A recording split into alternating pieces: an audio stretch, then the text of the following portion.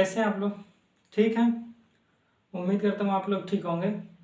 हम लोग भारतीय संविधान पढ़ रहे हैं या भारतीय राज्य व्यवस्था, कुछ भी कहें, बात वही है। हम वो पढ़ रहे हैं, ठीक है। इसमें हम आज शुरू करेंगे मूल कर्तव्य क्या होते हैं, ठीक है। हम इससे पहले क्या पढ़ चुके हैं? इससे पहले हम लोगों ने संविधान सभा देख लिए हैं, संघ एवं राज्य क्षेत्र देख चुके हैं, नागरिकता देख चुके हैं, मूल अधिकार देख चुके हैं, मूल कर्तव्य नहीं, नीति निर्देशक तत्व देख चुके हैं, ठीक है। डीपीएसपी इतना हम देख चुके हैं। भाग 1, भाग 2, भाग 3, भाग 4 देख चुके हैं, ठीक है। और हम लोग संविधान सभा देख चुके हैं। तो आप लोग इससे पहले अगर देखना हो तो आप लोग देख लीजिएगा। नागरिकता भी पढ़ा चुके हैं, मूल अधिकार भी, राज्य के नीति निर्देशक तत्व और संघ एवं राज्य क्षेत्र, ठीक है। तो आप लोग इसको देख लीजिएगा। आज हम लोग पढ़ेंगे उसके आगे मूल कर्तव्य। मूल कर्तव्य बाद में जोड़ा गया, ये पहले ही नहीं था, तो आज हम लोग इसको देखते हैं, ठीक है। मूल कर्तव्य आज देखें। चलिए, आज हमारा जो टॉपिक है वो है मूल कर्तव्य का।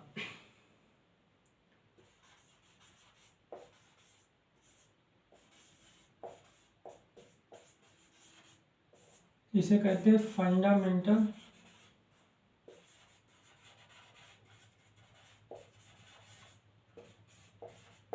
ड्यूटीज, ठीक है। फंडामेंटल ड्यूटीज कहते हैं और इसे मूल कर्तव्य जो भी है, आज हम लोग इसके बारे में देखेंगे, ठीक है। कि ये कैसे आया, ठीक है, ये और ये कैसे, इसकी प्रकृति कैसे है, संवैधानिक प्रावधान क्या क्या है, आज हम लोग इसके बारे में देखेंगे। तो आइए देखते हैं हम लोग इसमें देखेंगे क्या क्या। हम लोग इसमें पहले ये देखेंगे इसकी उत्पत्ति कैसे हुई, जिस तरह हम सभी में देखते आए हैं, उत्पत्ति कैसे हुई। दूसरा हमारा देखेंगे प्रकृति क्या है इसकी, ठीक है। तीसरा हमारा जो है हम लोग ये देखेंगे कि संवैधानिक प्रावधान क्या है, संवैधानिक प्रावधान, ठीक है, कि किस भाग में उपस्थित है, ठीक है। भाग भी देखेंगे किस अनुच्छेद में, और क्या क्या है इसके बारे में भी देखेंगे, क्या क्या है, और इस पर विवाद क्या है इसके बारे में देखेंगे, ठीक है। विवाद का मतलब इसमें क्या शामिल होना चाहिए, क्या शामिल नहीं होना चाहिए, जो भी वो विवाद चल रहा है उसके बारे में हम लोग देखेंगे। तो उत्पत्ति कैसे हुई, प्रकृति क्या, संवैधानिक प्रावधान क्या और विवाद क्या है, इसके बारे में हम लोग देखेंगे, ठीक है। तो हम लोग पहले शुरू करते हैं उत्पत्ति की, मतलब कैसे ये आया, ठीक है। और सब इसी तरह शुरू करेंगे, फिर प्रकृति शुरू करेंगे, फिर संवैधानिक प्रावधान, फिर क्या, ये सब शुरू करते हैं, ठीक है। देखिए, सबसे पहला हमारा जो टॉपिक है कि आखिर इसकी उत्पत्ति कैसे हुई, ठीक है।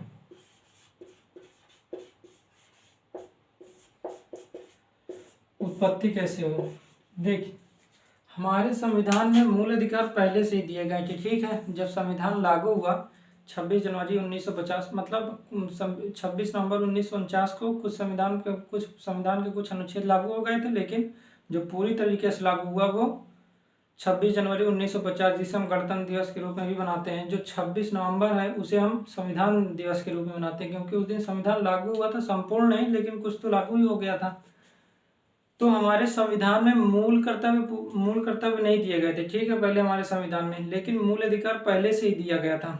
जब मूल अधिकार से संबंधित जब समिति बनी थी, जिसके अध्यक्ष जो मुख्य रूप से थे सरदार वल्लभ भाई पटेल जी थे, ठीक है। ये क्या थे, ये अल्पसंख्यकों से लेकर ये मूल अधिकार, इस तरह से जो एक बड़ी समिति बनी थी। 8 बड़ी समितियों में एक बड़ी समिति थी जिसकी अध्यक्षता कर रहे थे सरदार वल्लभ भाई पटेल जी, ठीक है। उसमें एक समिति बनी थी मूल अधिकार से, उप समिति बनी थी, ठीक है। उसी समिति के अंतर्गत एक उप समिति बनाई गई जिसे मूल अधिकार से संबंधित उप समिति कहा गया, ठीक है। जो किसके नेतृत्व में थी, सरदार वल्लभ भाई पटेल। लेकिन जो मूल अधिकार उप समिति थी उसमें क्या था, जो उनके अध्यक्ष थे वो जेपी कृपलानी जी थे, ठीक है। कृपलानी जी को कहा गया कि आप जाइए, मूल अधिकार आप ढूंढ कर लाइए, मतलब मूल अधिकार लाना आपका कर्तव्य है कि आप मूल अधिकार लाइए, क्या क्या इसमें शामिल किया जाए इसके बारे में, ठीक है। तो जेपी कृपलानी जी गए, बहुत सारे संविधान को पढ़ा, अमेरिका का पढ़े, स्पेन का पढ़े, आयरलैंड का पढ़े, कई जगह के संविधान पढ़े। इसके बाद वहां से एक गट्ठर लेकर आए, ठीक है, मूल अधिकार के बहुत बड़ा गट्ठर लेकर आए। और जो संविधान सलाहकार हैं बी.एन. राव उस समय थे, जो बी.एन. राव संवैधानिक सलाहकार हैं, उनके सामने ले जाकर मूल अधिकार रख दिए कि ये है हमारे मूल अधिकार। जब इतना ढेर सारा मूल अधिकार संवैधानिक सलाहकार जो बी.एन. राव जी थे वो देखें, तब डॉक्टर भीमराव अम्बेडकर जी से भी मिले, बातचीत हुई फिर इस पर। तो यही बाद में जो निकला अर्थ उसका ये है कि ठीक है, कुछ मूल अधिकार दे दिए जाते हैं, मूल जो अधिकार लाए गए हैं उनको दो भागों में बांट दिया जाए। ठीक है, तो उस समय बांटा गया, जो अधिकार लाए गए थे उनको दो भागों में बांट दिया गया। कहा गया एक तो हमारा फंडामेंटल राइट, एक मूल अधिकार कर दिया जाए, और दूसरा डीपीएसपी के रूप में एक फंडामेंटल राइट, एक डीपीएस, राज्य के नीति नहीं दे सकता। तो ठीक है, दो भागों में बांट दिया गया। ठीक है, अधिकार जो लाए गए जेपी कृपलानी जी द्वारा उनको दो भागों में बांटा गया, एक मूल अधिकार डीपीएसपी, दूसरा जिसे राज्य के नीति नहीं दे सकता तो कहते हैं। ठीक है, इनमें अंतर क्या था? मूल अधिकार संविधान द्वारा दिया गया, तब दिया गया क्योंकि उस समय ये कहा गया जब बी एन राव और डॉक्टर भीमराव अम्बेडकर जी से जो सलाह निकली, अंत में ये बात हुई कि राज्य को, देश को जिसमें खर्च नहीं करना पड़े, ठीक है, जिसे आसानी से लोगों को पहुंचाया जा सके, उसे हम दे देते हैं। ठीक है, हम लोगों को दे देते हैं, जो राज्य पर बाध्य नहीं होंगे लोगों को दे देते हैं, लेकिन राज्य पर वो बाध्य होंगे। ठीक है, जो दिया जाएगा वो बाध्य होंगे। लेकिन जो डीपीएसपी है जिसमें राज्य को खर्च करना पड़ेगा, उसको राज्य पर बाध्य नहीं किया जाएगा। राज्य पर बाध्य का मतलब ये हुआ कि ये नहीं होगा कि राज्य इसे लागू ही करे। ठीक है, अगर नहीं लागू करता तो उसके लिए अलग से प्रावधान किए जाएंगे, मतलब दंडित करने के जो भी प्रावधान, तो ये सब व्यवस्था नहीं है। लेकिन मूल अधिकार में ये कहा गया नहीं, आप लागू करिए। तो इसके अंतर्गत ये कहा गया कि 32 के तहत आप सुप्रीम कोर्ट, 226 के तहत हमारा हाई कोर्ट जा सकते हैं। ठीक है, तो ये जब कहा गया कि मूल अधिकार किस आधार पर दिया जाएगा कि लोगों को दे दिया जाए जिस पर राज्य को खर्च करने की जरूरत नहीं है, लेकिन डीपीएसपी नहीं दिया जाए, मतलब राज्य पर बाध्य न किया जाए, क्योंकि उस समय देश गरीब था। जब देश गरीब था उस समय देखिए, देश उस समय गरीबी से जूझ रहा था। तो अगर राज्य पर पहले ही बाध्यता रहती कि इसे लागू किया जाए, जिस पर पैसा खर्च किया जाए, तो उस समय राज्य के पास पैसा था नहीं। तो राज्य पहले लोगों के कल्याण के काम करे कि पहले जितना जो बाध्यता है स्वतंत्र रूप से कार्य भी तो नहीं कर पाएगा। अगर कोई चीज बाध्यता किसी के ऊपर ला दी जाए, ठीक है, बाध्य हो जाए, तो वो स्वतंत्र रूप से कार्य नहीं कर पाएगा। इसलिए ये कहा गया कि मूल अधिकार दे दिए जाते हैं जिसमें राज्य को खर्च नहीं किया जाएगा, और जिसमें राज्य को खर्च किया जाए उसे बाध्य न किया जाए। जब राज्य के पास पैसा आ जाएगा तब उसे दे दिया जाएगा कि ठीक है आप धीरे धीरे करते रहे। तब दो मूल अधिकार और डीपीएसपी को रख दिया गया था, लेकिन मूल कर्तव्य की कोई बात नहीं की गई थी। ठीक है, उस समय मूल कर्तव्य नहीं लागू किया गया था, मतलब लागू का मतलब उस समय शामिल ही नहीं किया गया था। केवल मूल अधिकार और डीपीएसपी राज्य की नीति नहीं दे सकता तो शामिल किए गए। इसके बाद देखिए हमारा जब 1971 में इंदिरा गांधी जी, मतलब 1967 में आ गई थी, लेकिन 1971 में चुनाव हुआ। फिर इसके बाद 1971 में आपातकाल लगा, फिर 1975-77 के मध्य भी आपातकाल लगा रहा। तब उस समय इन्होंने कहा इंदिरा गांधी जी की सरकार ने ये कहा कि ठीक है भैया, चूंकि संविधान में मूल अधिकार दे दिए गए हैं, डीपीएसपी भी शामिल किया गया कि राज्य लागू करेगा, मूल अधिकार भी दिए गए हैं, तो क्यों ना ऐसा किया जाए कि कुछ मूल कर्तव्य भी दे दिए जाए। ठीक है,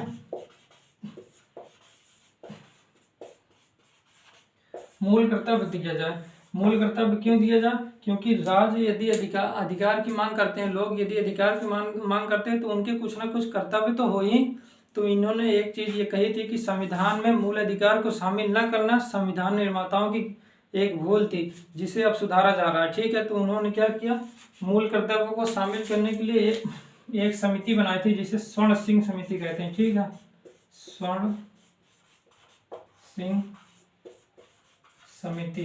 ठीक है, इन्होंने अपनी रिपोर्ट 1977 तक, मतलब 1976 ईस्वी में अपनी रिपोर्ट प्रस्तुत की। ठीक है, स्वर्ण सिंह समिति से ये कहा गया था कि आप, स्वर्ण सिंह समिति बनाई गई थी कि संविधान में जहाँ जहाँ संविधान संशोधन करने की जरूरत है आप हमको बताएं, वहाँ हम कर देते हैं। साथ ही साथ इसी की अनुशंसा पर 1976 में रिपोर्ट दी और कहा कि ठीक है, मूल कर्तव्य को भी शामिल किया जाए। ठीक है, स्वर्ण सिंह समिति, ठीक है, स्वर्ण सिंह उसके अध्यक्ष थे। ठीक है, तो स्वर्ण सिंह समिति बनाई गई और इनकी अनुशंसा पर मूल कर्तव्य को शामिल किया गया। उन्होंने कहा मूल कर्तव्य को भी शामिल किया जाए। जब मूल अधिकार दिए गए हैं तो मूल कर्तव्य क्यों ना शामिल किए जाए।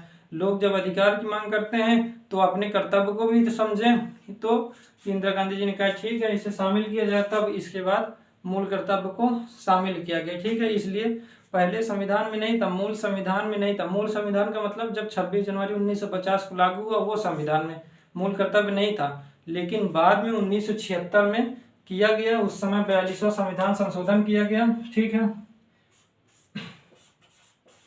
42वां संविधान संशोधन 1976 में यह किया गया। ठीक है, 1976 में 42वां संविधान, इसमें लगभग 51 से 52 अनुच्छेद क्या किए गए, संशोधित किए गए। ठीक है, इसे मिनी कॉन्स्टिट्यूशन, इस अमेंडमेंट को मिनी कॉन्स्टिट्यूशन कहा जाता है। ठीक है, मतलब लघु संविधान, बहुत ज्यादा संविधान संशोधन हुए, इस कारणवश इसे कहा गया।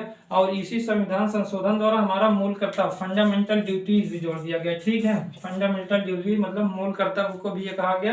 ठीक है, हम फंडामेंटल ड्यूटीज को भी जोड़ देते हैं। अब आज से 42वां संविधान संशोधन 1976 द्वारा कह दिया गया कि ठीक है, अब इसे जोड़ा जाएगा। ठीक है, क्योंकि लोग अपने कर्तव्य को भी समझे, अगर अधिकार मांगते हैं तो कर्तव्य भी तो समझे। कोई व्यक्ति अधिकार की मांग, चलो भारत ने तो दे दिया कि आप अधिकार हम आपको दे दिए, लेकिन कर्तव्य को वो समझे नहीं। जबकि कई जगह अपने कर्तव्य को समझते हैं, जैसे पश्चिमी देश जितने हैं वहाँ पास मूल अधिकार में ही निहित है कि कर्तव्य निहित है। ठीक है, वहाँ लोग समझते हैं अपने कर्तव्य को, लेकिन भारत जैसे देश जहाँ कोई कर्तव्य नहीं समझता, अधिकार की मांग करता है, तो वहाँ पास होना भी चाहिए, क्योंकि समाजवादी, हमारा भारत पहले समाजवादी सोच का था। ठीक है, मतलब समाजवादी, नेहरू जी समाजवादी सोच के ही थे, तो उस समय समाजवादी, और समाजवादी देश में ये होता है कि मूल अधिकार दिए जाते हैं, मूल कर्तव्य को भी जोड़ा जाता है। ठीक है, जैसे रूस का संविधान, वहाँ समाजवादी था, इस कारण बस वहाँ पास मूल अधिकार दिए गए और साथ ही साथ कह दिया गया मूल कर्तव्य भी। जापान, वहाँ भी किया गया। लेकिन America, Canada, France, Germany, Britain, Australia, ये पूंजीवादी देश थे जहाँ उदारवादी थे। ठीक है, उदारवादी सदैव व्यक्ति को महत्व देते हैं। ठीक है, तो वहाँ मूल अधिकार दे दिए गए, मूल कर्तव्य उसी में निहित होता है, लेकिन समाजवादी देश में ज्यादातर जोड़ा ही जाता है। ठीक है, तो मूल कर्तव्य 42वां संविधान संशोधन द्वारा 1976 को जोड़ दिया गया। ठीक है, कोई इसमें परेशानी तो नहीं। उत्पत्ति इसकी कब हुई, अब आप कह सकते हैं 42वां संविधान संशोधन द्वारा 1976 के इंदिरा गांधी जी द्वारा, इंदिरा गांधी जी की सरकार थी उस समय, उत्पत्ति तभी हुई। ठीक है, तभी से इसको जोड़ दिया गया, तब से इसकी उत्पत्ति हो गई। ठीक है, इसी कारण क्या थे, उस समय मूल अधिकार और डीपीएसपी दिए गया था, लेकिन बाद में मूल कर्तव्य इसमें जोड़ा गया। ठीक, कब जोड़ा गया, 42वां संविधान, कोई दिक्कत नहीं। चलिए रफ कर दें अब इसको। ठीक है, चलिए आइए अब देखते हैं क्या, अब इसको थोड़ा देख लें क्या इसकी प्रकृति किस प्रकार है। दूसरा हमारा क्या था, इसकी प्रकृति किस तरह थी। ठीक है, प्रकृति का मतलब जैसे हमारा मूल अधिकार यदि सरकार उल्लंघन करती है। ठीक है, मूल अधिकार लोगों को दे दिए गए, यदि मूल अधिकार का सरकार उल्लंघन करते हैं किसी विधि द्वारा, तो वह अनुच्छेद 13 के तहत खारिज हो जाती है। ठीक है, हम लोग देख चुके हैं, आप लोग वहां देखेंगे सब समझ में आ जाएगा। अनुच्छेद, कोई भी विधि जो मूल अधिकार का उल्लंघन करे वो उतना खारिज हो जाती है, जितना उससे विरोध उत्पन्न होगा उतना खारिज होगा, पूरा नहीं। मान ली कोई अनुच्छेद बहुत बड़ा है, तो उसका अगर आधा भाग विरोध कर रहा होगा मूल अधिकार से, तो उतना खारिज हो जाएगा और उतना लागू रहेगा। यह अनुच्छेद 13 बताता है। ठीक है, तो ये उसमें भी ये कह दिया गया कि अनुच्छेद 32 के तहत कि इसकी प्रकृति किस प्रकार की है, इसकी प्रकृति न्यायोचित प्रकार की है, जस्टिसएबल, इनफोर्सिएबल है। ठीक है, मतलब न्यायोचित प्रकार का मतलब ये होता है कि उस मूल अधिकार के उल्लंघन पर हम न्यायालय जाकर उसको लागू करवाने की मांग कर सकते हैं। ठीक है, लेकिन इसकी प्रकृति जो है वो नॉन जस्टिसएबल या गैर न्यायोचित। ठीक है, गैर न्यायोचित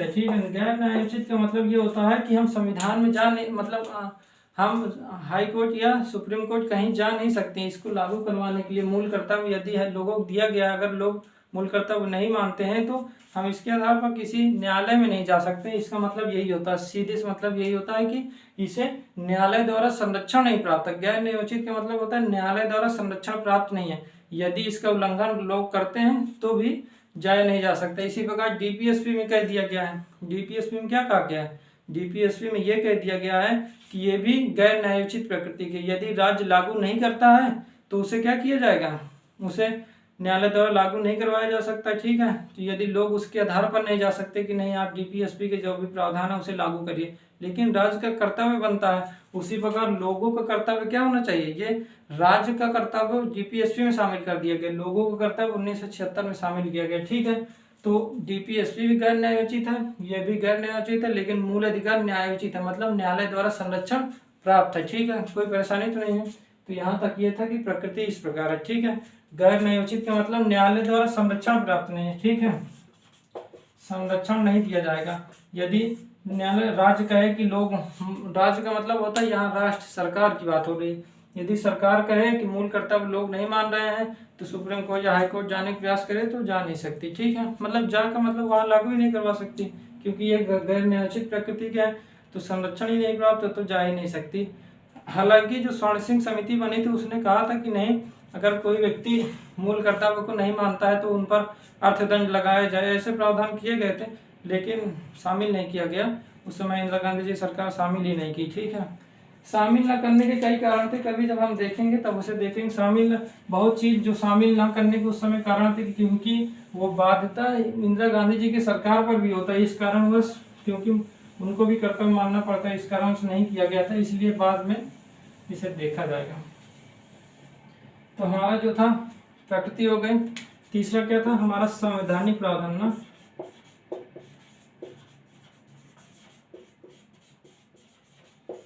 संवैधानिक प्रावधान, ठीक है।